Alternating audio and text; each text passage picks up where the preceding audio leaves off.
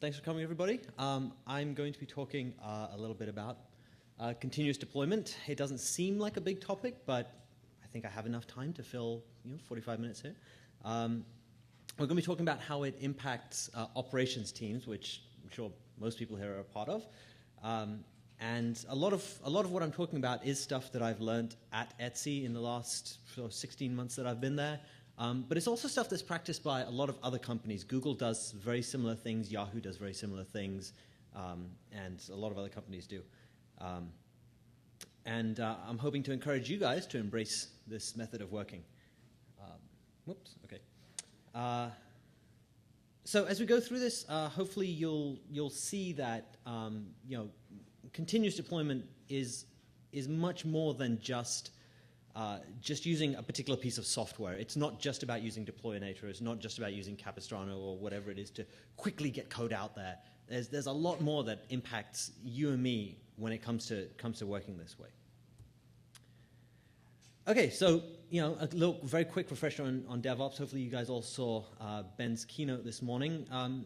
As a word, as a topic, it's fairly new, but it has roots that go back quite a long way. And if you want, you can go find out all about those. But a lot of us have been doing DevOps for years and years without actually calling it this. And a lot of people, when I talk to them about DevOps, they say, I don't know about this. It seems really complicated. I don't want it to end up like this. This is, I've only just finished cleaning up my cable management. I don't want DevOps messing things up in my process and flow and things. Well, they say there's too many moving parts. It's just there's too much to do. I don't have time for this. But those of us who have been doing DevOps and continuous deployment for several years now have come to realize that it's not that busy. Doesn't have to be complicated. And in fact, we're really glad that the DevOps movement has taken off because it's allowed us to jump on this little hippie bandwagon and really get the word out that this is a cool thing and that everybody should be doing this. And so we're going to focus on a very small component of the larger movement, which is continuous deployments. First of all, I'm not going to try and convince anyone that this is easy. Continuous deployment is a very, very difficult thing to implement. It takes time, it takes effort, and it takes commitment from your management, from the operations teams, from your development teams. Everyone has to be involved in it. It's especially hard on developers who haven't had to do a lot of deployment to production. If you work in a small company, maybe you have developers who get to push code out and so on. But most developers generally don't seem to get to do that. So a quick poll first. How many people here don't get to spend their entire day doing things like capacity planning? Put your hands up, or keep your hands up, and keep your hands up if you don't get to do things like fixing those problems that have been on your to-do list for a month. Okay, good. Keep your hands up, and also put your hands up if you are tired of being like this guy and fighting fires all day long. Okay. Continuous deployment is really nice because once you get it implemented, you don't have to be this guy anymore. You actually get to spend time doing the other things that make systems administration so much fun. And the reason why we all really got into systems administration, which is to actually improve the system. So it can be done right.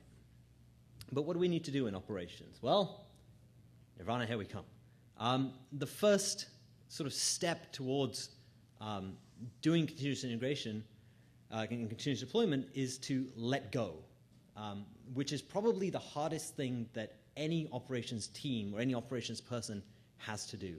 We have to let go of a lot of control over the system. We have to let go of managing what code goes out, when it goes out, the release of the code. And we're just not used to it. We're used to having a lot of tight control. Developers come to us and say, hey, we've got this new package that has to go out. And we'll say, OK, well, we'll do it tonight at 2 a.m. or tomorrow at whatever time, and we'll let you know if there's any problems, but we'll take care of it from here. But really, we have to let go, because doing it that way for a number of reasons, it just doesn't scale to start with. As your company grows, as you add more developers, of course you have to add more operation staff, but eventually this whole process kind of starts to break down. Developers will start developing faster. They'll get better at what they're doing, and better control and better process on their side will mean they have more releases for you, or larger releases for you. And eventually you'll just be doing nothing but releases all day long. And that's just not a fun place to be, trust me. The other thing is that letting go is okay, because just because you let go of one thing doesn't mean there won't be tons of other stuff for you to do. There's lots of work for systems administrators to do. And honestly, if your employers are sending you here, they understand this as well. This whole year is based around the concept of DevOps. So, you already have a little bit of buy-in there. And let's face it, if you're having developers pushing out code, that's a good thing, because they really understand the application more than you do. There's only so much that a developer can teach an operations person. You can go look at code, you can go read documentation, but when it comes down to really how the code pathways work and things, they understand them far better than you do. So when there's a problem, in theory, they should also understand much better about how to fix them. So another path for sort of continuous deployment. But there's also security to think about. The other thing I hear when people talk to me about continuous deployment is they say, well, this means that developers get to push out anything they want. Yes. They say, well, developers need access to the production systems now. Yes. And they say, well, some of these developers are telling me they want root access on these systems. Yes. It's okay. It's not bad. You may have processes and controls in place that prevent some of these things from happening, but it's not the end of the world. If you think about it and you do it carefully and you plan it right, you can still have secure systems and allow developers access to the things they need to. Developers may need them for many reasons. At Etsy we have upwards of 100 developers, and most of them have access to the systems that they need to in order to diagnose problems, debug things, look at log files, and help us find out what's wrong and then fix it. And it tends to work fairly well. But this is kind of scary. First of all, we've let go, and then we've opened up all these big security holes, and we're not too keen on this. But there is hope. It's not the end of the world. And hope comes in then regaining control. We've just given up control, you say. We've let all the developers in, and they're pushing all this code out, and we don't know what's going on, and what are we going to do? Oh, I was a little bit disingenuous, and it's not entirely true that you let your developers run wild. But as an operations team, we are a pretty critical part of any deployment process when it comes to it. That's not going to change. And continuous deployment isn't about pushing operations out of the way, and it's not about letting developers do whatever they want. It is about enabling people to work at their absolute highest potential. Developers are very good at developing. They understand the application very well, and so it makes sense that they should have and bear some kind of responsibility in making sure that it works well in production as well. Operations people, we're good at deploying code. We're very good at managing systems, large systems, scaling systems, capacity planning, and so on. And this is what we should be able to focus on. We still get the opportunity, like I said, to maintain servers. And we'll still have to work on making sure that these things can grow, that they're highly available, that they're reliable, and things will still go wrong. People will say, oh, I don't know why this code doesn't work in production, and they'll call us and they'll say, hey, Avleen, can you come help me out? I don't know why I can't connect to some server or something. And that's normal. We're never going to be out of the chain. Oh, sorry. Okay. So doing that, we've sort of changed the goal of what the operations team is. Instead of being a block in the way of pushing code out and moving forward, we've sort of changed our focus. When we talk about regaining control, there are a few things that we can do. Some of these things take advantage that we can do to take advantage of moving forward. We'll go through each of these, except maybe withholding unicorns. I don't normally recommend that, but it can be kind of helpful if things go south. the first thing is to make sure that you have complete buy-in from your leadership. I've seen a lot of places try and implement continuous deployment and DevOps, and the management either isn't so keen on it, whereas developers or operations are really keen on it, or on the other hand, the leadership doesn't understand what it is. So the very first thing to do, if you're thinking about implementing any of these concepts that we're talking about this week, is to talk to your leadership, whether it's your CEO, your CTO, your VP, whoever it is, and explain to them, tell them what the benefits are, and say, hey, this is really going to help us. We can move faster, but not just move faster, but we can move faster and keep things stable if we do it right. And you tell any management person that you can move faster and make more money while still remaining stable, you'll have them sold. It'll be easy. But it's up to us to get that buy-in. No one's just gonna give it to us voluntarily. The second tool that we have is policy. And most operations people I know kind of just don't like policy very much. It's just kind of hold us back, it ties our hands, and just kind of gets in the way. But we can use policy to our advantage. When we start talking about things like continuous deployment, where developers are actually going to be pushing out code, you have to realize that most developers are not used to pushing out code. So while they might get very excited about it, they will quickly realize that there are a lot of things that they have to take into account too. And there's a whole talk I could do about the development side of this. But those developers are going to come to you, and they're going to say, okay, thank you for letting me deploy code. How do I do it? Well, there's a lot of different ways of doing it, but you really have to be the ones that come up and say, okay, well, this is the policy we have. This is how we're going to do it. These are the constraints that you have and the rules that we're going to set in place. And I've never come across a group that says, no, I don't like that. I don't really want any rules. I just want you to tell me how to push code to production. So it's good. People are generally quite open to writing documentation and so on. Another thing we do at Etsy is called operability reviews. And these are pretty simple things. It's usually a checklist of about 10 or 15 items. Developers will go off and they'll write their new feature set or their new code or whatever. And they'll come to us and say, hey, we want to push this out of production. And we'll say, well, go for that, an operability review. And they have to go and verify that their documentation's in place, that they have runbooks for when there are problems, and they can explain how each component works, and that monitoring's in place, and all the metrics gatherings is in place, and all kinds of other things, whatever happens to be useful for us. And I highly recommend those. Those are very good to do even if you don't do continuous deployment. Just having these things to work through, it gives a lot more confidence to the process. Right. Another thing to think about is oversight of production.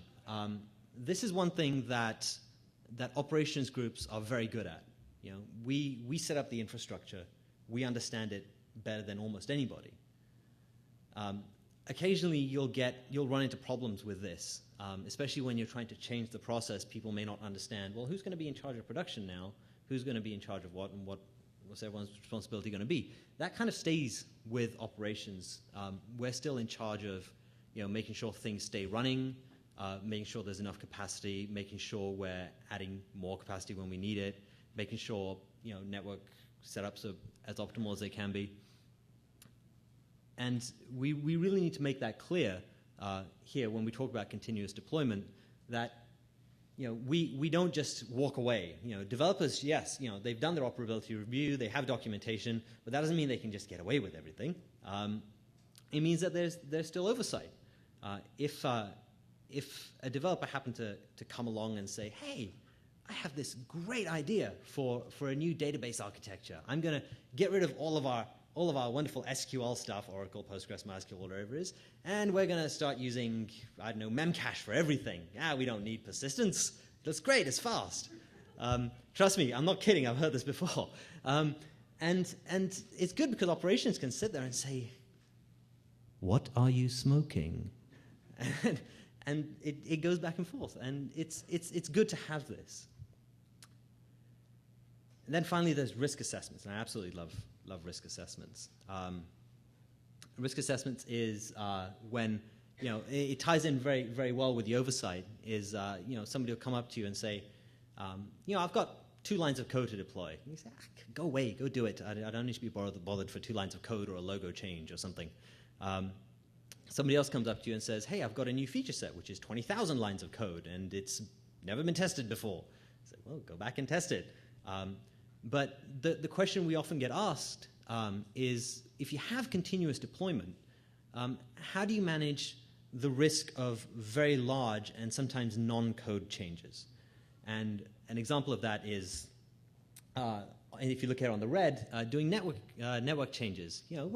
We're a good-sized company. We have our own network set up. We have our wonderful network engineer, and he has to make BGP changes and add new ISPs and things like that. We've got our DBAs who need to alter the schemas of the database. We don't do these things like continuous deployment. We don't do them 4 times a day because we understand that they are very high risk. So continuous deployment does have limitations as well.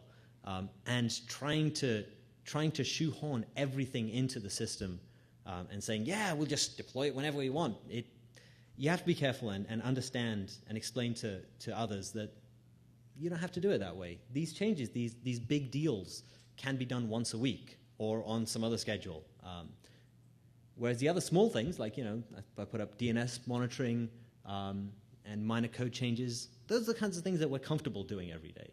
Making a DNS change is, if you test it, it's fairly benign. It doesn't really hurt anything if you test it right.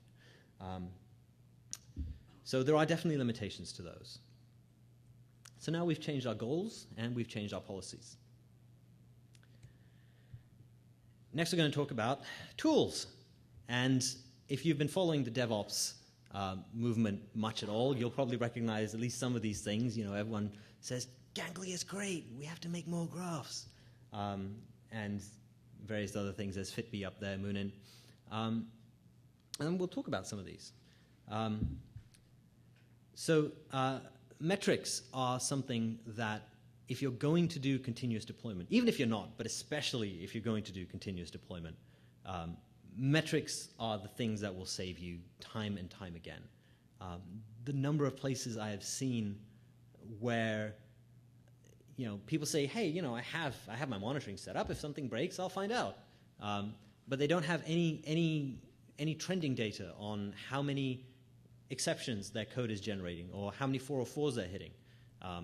And they don't know when they push out code that something's broken or something's misbehaving or not behaving quite right. And starting early and getting your metrics into something, some kind of graph, is really important. At Etsy, I counted this morning, and we have upwards of 300,000 different unique metrics. And we don't have any especially beefy hardware to monitor these. We don't need it. We have our Ganglia box with a lot of disk space and some fast disks, and we have our Graphite box. And we use them for different purposes. We use Graphite for our business metrics, and we use Ganglia for pretty much everything else, for sort of application monitoring, application metrics and system metrics. In Ganglia, we have, I want to say about 60, 70,000 metrics, and the rest are all in Graphite. And it's very easy to set this up. You add a system to Graphite, and you instantly have about 20 metrics right there. You can add more. You add a database server, you should have at least 30 or 40 metrics about query rates, cache hit rates, number of disk IOPS being used, all kinds of things. Getting these things done early, and preferably before you implement continuous deployment, is a real bonus. Tools like Fitbee can help provide dashboards and consolidating some of these. We don't scroll through 300,000 graphs when we need to find something that's wrong. Dashboards come in really handy. There's another very good dashboard for Graphite called Pencil, written by Pete Fritschman, who I believe is over at Mozilla, and that's definitely something to look at. The other tools, monitoring, of course, very important. It kind of has to go without saying, but your monitoring has to improve. It's not just you're not just checking is my site up or down. Now you actually have to check how your site performance changes. You can pull data out of ganglia, out of graphite, and see if it's changed recently. You just did a deployment. Has your error rate gone up? Yes? Okay, good. Alert someone. Wake somebody up. The other thing that's cool about monitoring, especially if you're going down the DevOps route, is that you can use monitoring for more than just operations stuff. For example, recently we started working with our search team. There's about 6 to 10 people. And they said, hey, we want to start monitoring some of our stuff. We have elastic MapReduce jobs that run. We have index builds that run.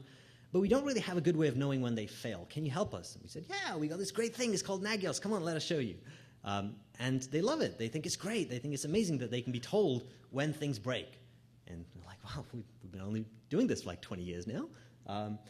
And the biggest advantage that comes out of something like that, which we didn't even realize, is that when they start using our tools, I call them our tools, but they start using operations tools like Nagios or whatever monitoring system you have, they're more keen to keep using those tools when they have to start deploying to production. They don't mind so much when they have to go acknowledge an alert, or they don't mind so much when they have to get paged because they're used to this, because they get paged for their own stuff already. So getting your developers involved and seeing this stuff is good. In fact, I think right now, maybe as many as a third of our Nagios alerts don't even page operations at all. They don't wake us up. They don't come to our emails, our pages, anything. They just go to development teams. If development teams need help, if this is a production problem, they know how to call us. We have pager addresses. We have on-call people. But we let them deal with the initial first response. The other kind of cool thing that Jesse mentioned earlier, if anyone was here in the talk just before this, Jesse Robbins mentioned John Allspar's post-mortem foo. If you have the opportunity to go watch the video for that, really do. It is amazing. But having post-mortem meetings whenever you have a problem, it kind of instills a confidence in people that we're going to do continuous deployments. We're going to move fast, but we're going to make sure that we do it in a responsible way. It's okay to deploy 20 times a day, but if one of those deployments breaks, we should go back and find out why and make sure we don't do it again. And the postmortem meetings that, the ones we have at Etsy are never about assigning blame to anyone, which is kind of a culture change for a lot of organizations, I know. But they're really useful to have. And you don't just have them when something goes wrong. You don't just have them when you have a 10-minute site outage or when a server blows up or something. You also want to have them for near misses, because most of the stuff you'll learn about when things are going to go wrong and what's going to happen is out of these near misses. And you have a lot of these. We all do. We accidentally fat finger a command and almost turned off spanning tree, and It happens, I've done plenty of these. I have a near miss at least 3 times a week. But it's good to learn from these things, and they're just as valuable when you do them for the near misses as if you do them for actual site outages. Okay. So let's recap a little bit. We've let developers have their way. They get to deploy.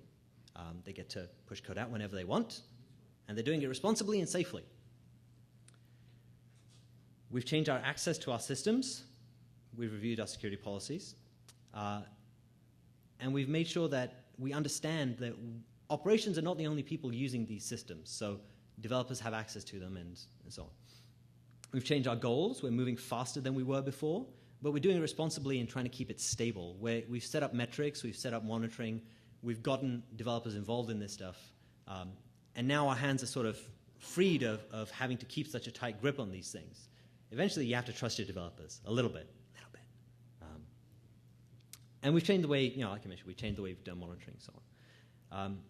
And finally, from all of this, from doing all of this, we've increased our cap for success. Operations is often a huge bottleneck in a company. I've never been at a company where someone said, those operations guys, all they do is sit around all day and play Doom.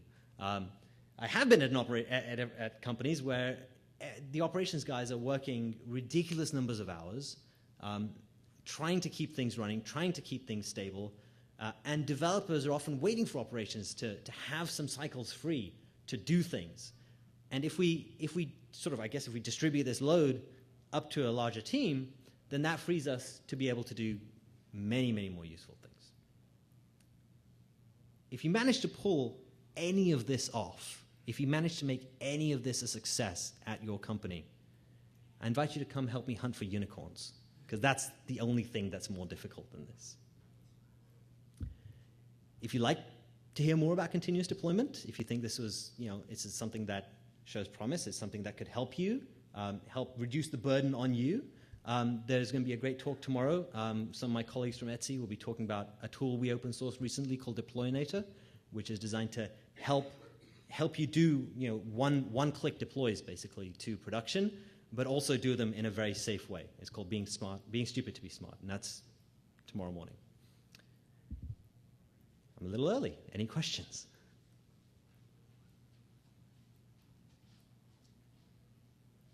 No questions? Oh, some questions. Hello. Hi. Hi. David Williamson, Microsoft Tell Me, I guess is the phrase these days. So I wanted to challenge one thing you had in here. Most of this was really awesome, and I appreciate the talk.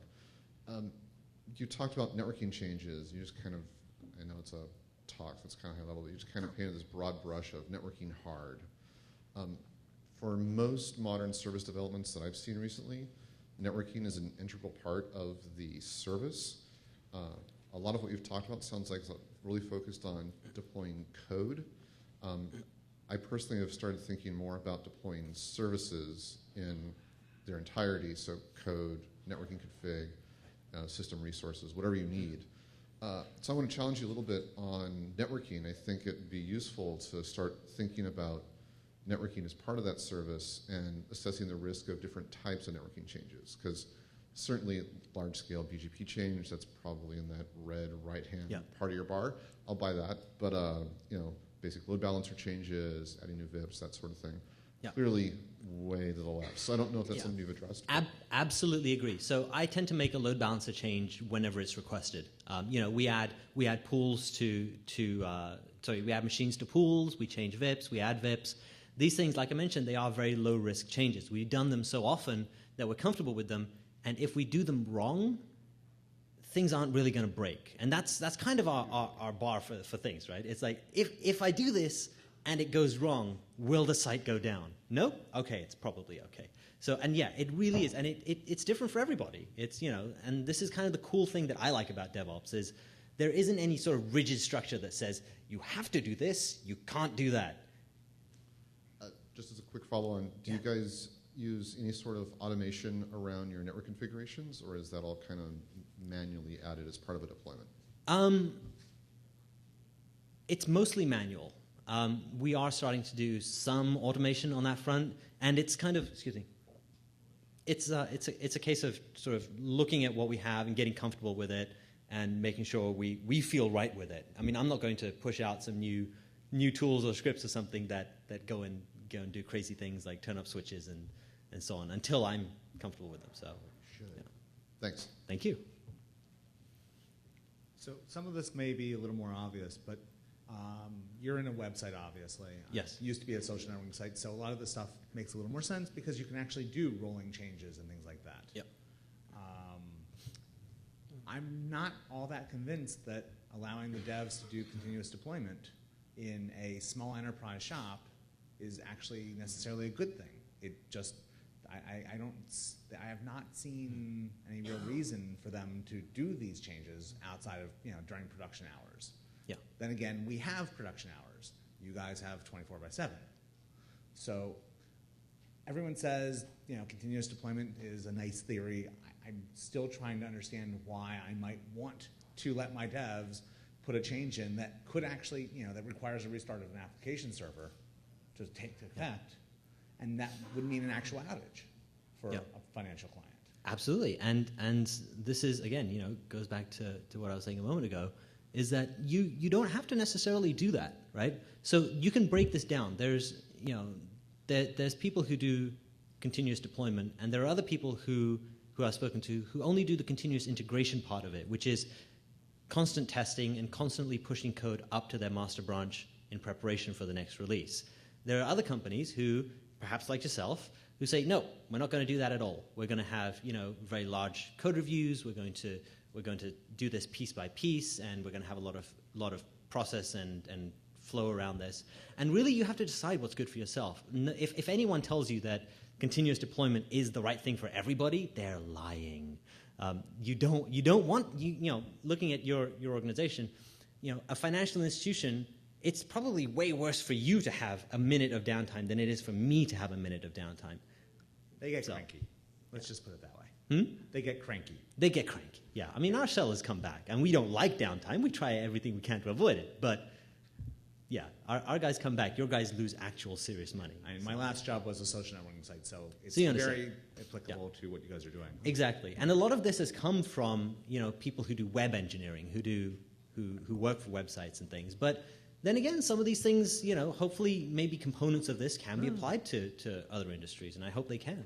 And in fact, we're actually looking at continuous integration and then even incorporating that into the infrastructure side. So. Yeah. So there you go. Perfect. So is Etsy required to follow PCI compliance? I notice you take money, so.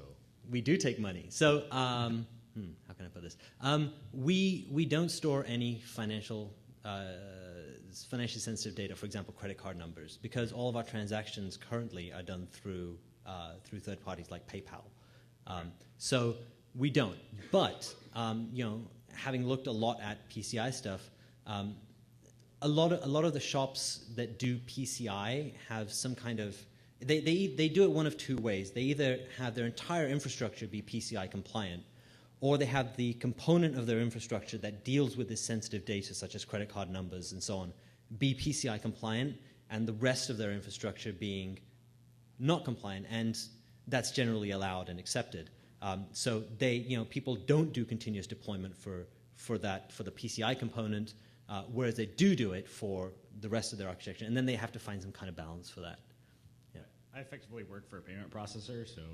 Yeah, everything's PCI everything's compliant. PCI compliant at that point. So, what are you going to do? So. Yeah, so I have to have clear defined, Yeah. devs can't go here. Does that include, for example, all your monitoring systems and so on? To some extent, because the monitoring systems are also jump hosts, and they are granted explicit trust in the network for doing that makes pretty sense. much whatever. Yeah. Like I said, I hope that some of these can start being applied to environments like PCI, because a lot of the payment processors that I've spoken to, the people who work at the payment processors say, yeah, it'd be really nice if we could push out changes and features more quickly. But then you have to balance the risk, and if you do more testing, if you have, when we do continuous deployment, we don't just click a button and have code go out to production. We click a button and code goes out to our QA environment. A Jenkins job kicks off automatically, does many unit tests, come back and says, okay. We click another button, it goes to our staging environment. Same thing happens, it goes to production. Finally, so it's not one click; it's really 3 clicks.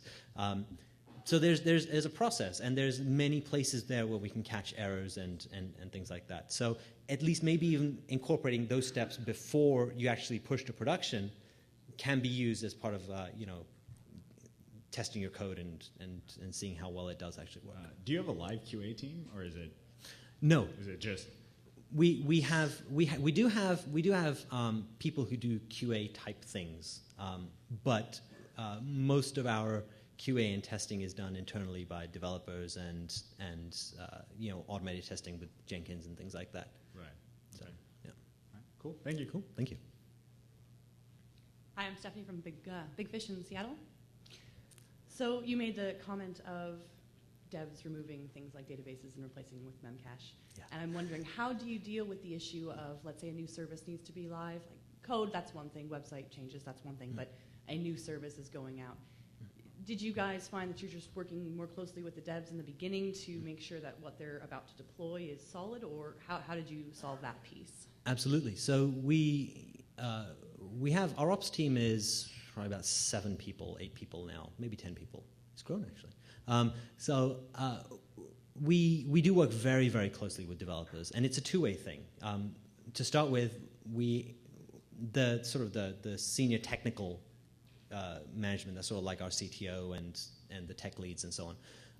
They plan out the features and things that we're going to deploy in the future. There's a calendar for these kinds of things. And then we have, for the very major changes, for example, a few months ago, we made a very significant change to the way we display search results on our site. And we also introduced the ability to buy ad space on our site to advertise your own products.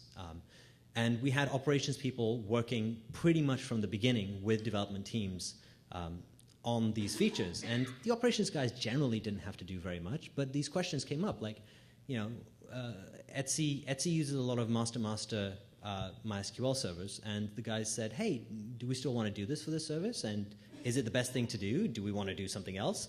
And so the operations team was able to really get in there and help and kind of direct things in the way that we think they should go. And so, like I said, it's back and forth. We work with developers, and developers come to us and say, hey, you know what, we're thinking about making a significant change. We should talk to the operations guys because they know how infrastructure runs in the real world. So, got it. Yeah, I think that's the hardest balance, is to figure out how to teach the devs what is really a big infrastructure change and what's not. It's but it's just going to be a deal. training process. It's just an ongoing educational process. I mean, I won't pretend that we don't have things that go out and later on we think, you know what, we really should have talked about this before. Why is this singly home to a single server? Well, yeah, exactly, right? I mean, we have those things happen. This isn't some kind of magic bullet that's gonna fix everything. But we have managed to reduce those things, and it has been a process of education. And part of it has been sort of self-taught for the developers themselves when they start working with production more, and they start getting woken up at 3 a.m. because their services are broken, and I'm still fast asleep. They realize that they can't always, do the things they want. Have to look at it. They have to look at it in a bigger picture. Yeah. Thank you very much. Thank you. Hi, Don Roper from Comcast. How do you handle failed deployments? We have a roll forward policy.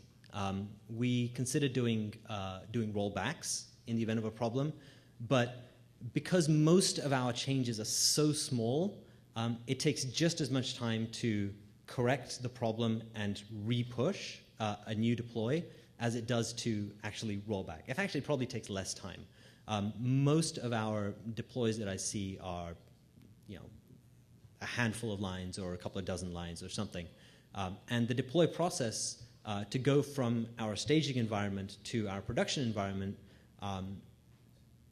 we had it down to 5 minutes, took it down to 2 minutes. I think it's less than a minute now to get out to probably close to 100, 150 servers, something like that.